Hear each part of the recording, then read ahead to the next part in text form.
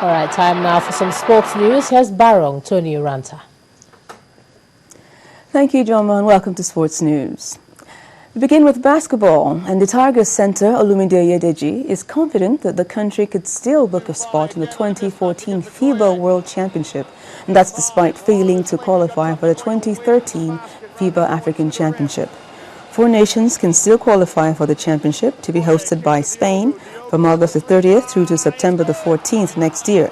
But Olumide says it now rests with the authorities to decide if they want the senior basketball team to feature at the event or not. The team's assistant coach, Ayala Johnson, says the target at the African Championship that was held in Cote d'Ivoire was to qualify for the World Cup, but that target was cut short owing to injuries to several players.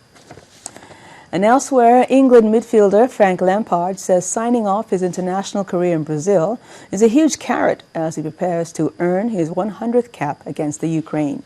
England face Ukraine in Kiev tomorrow with a 1-point lead at the top of Group H, but defeat would leave their hopes of automatic qualification for next year's eagerly anticipated World Cup finals hanging by a thread. The 35-year-old Chelsea player is expected to start alongside Steven Gerrard and Jack Wilshere in midfield, which would make him the 8th player to win 100 England caps. And the World Football Governing Body, FIFA President Sepp Blatter, has admitted for the first time that FIFA may have made a mistake when appointing Qatar as the next host nation for the 2022 World Cup. However, Blatter confirmed that he will press ahead with plans to switch the tournament to winter, a move which would mean an enforced mid-season break for the Premier League. He expects his executive committee to agree that the 2022 tournament should be switched from the searing heat of summer. And that's it on Sports News for tonight. Ijoma will be back in a moment.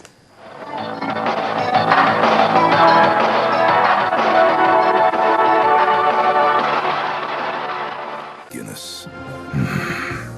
Made of more.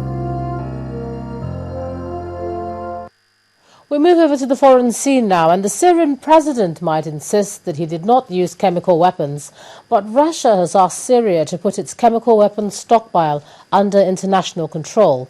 Now, that's in a bid to avoid U.S. military strikes. Here's Cynthia Are with more.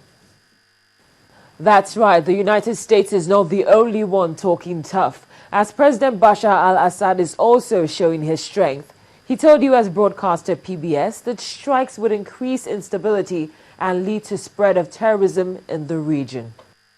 Still in Syria, Russia has asked the country to put its chemical weapons stockpile under international control in a bid to avoid U.S. military strikes and then have them destroyed. Foreign Minister Sergei Lavrov said the offer was made during talks with his Syrian counterpart, and he hoped for a quick response from Damascus. Then, at least 60 people have been killed in Central African Republic in fighting between former rebels and forces loyal to the president who was ousted in March. Plus, clashes between Philippine troops and hundreds of suspected Muslim rebels have left at least 6 people dead. Suspected members of the Moro National Liberation Front moved in on Zamboanga, a city in Mindanao, by boat earlier today. And finally, the last 100 inmates are to be released from labor camps in one of China's biggest cities, Guangzhou, by the end of the year. There you have it. Those are the top stories on the foreign scene. Thanks, Cynthia. And on entertainment news tonight, Channel O Africa, in collaboration with Forbes Africa, has released the top 10 most bankable African artists. Victoria Ido takes us through.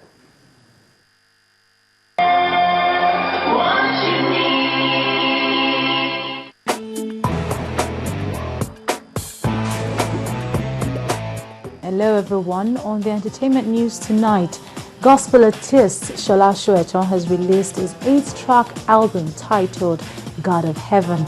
The album, which was released to an anticipating audience, is a compilation of different songs signifying a prayer.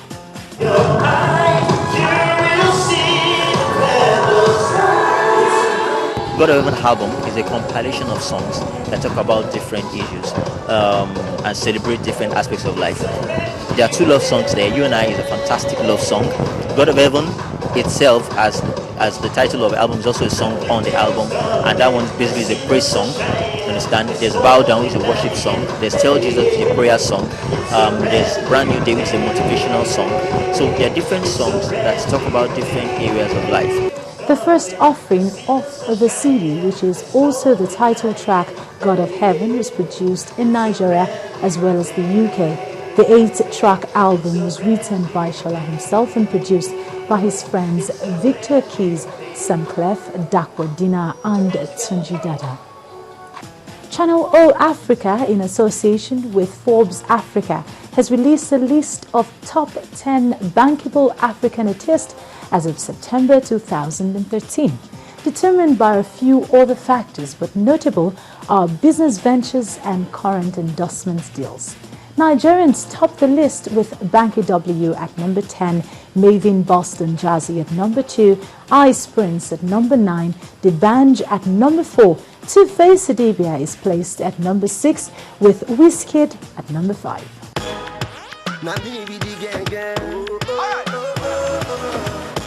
Now, we reported a few weeks back how the highly publicized move of singer Orezi to Davido's HKN record label did not come through.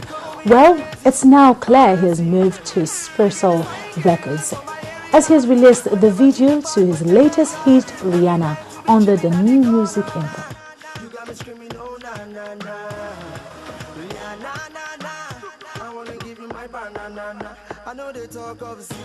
The video, according to reports, cost 7.3 million naira.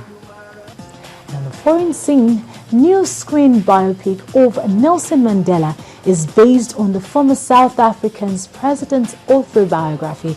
The film charts his early life as a lawyer, his political activism, and the 27 years of his imprisonment that preceded his democratic election in 1994. But according to its British star, the movie does not shy away from the less flattering aspect of his character. Early scenes in the Justin Chadwick's film show Mandela as a womanizer who was violent to his first wife, Evelyn. When asked why, he said he did not want to deface Mr. Mandela's character in any way, but he could not portray him in a way that wasn't honest.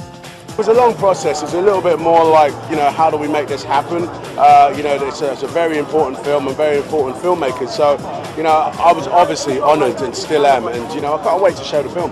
And that's all for tonight. The news at 10 continues shortly.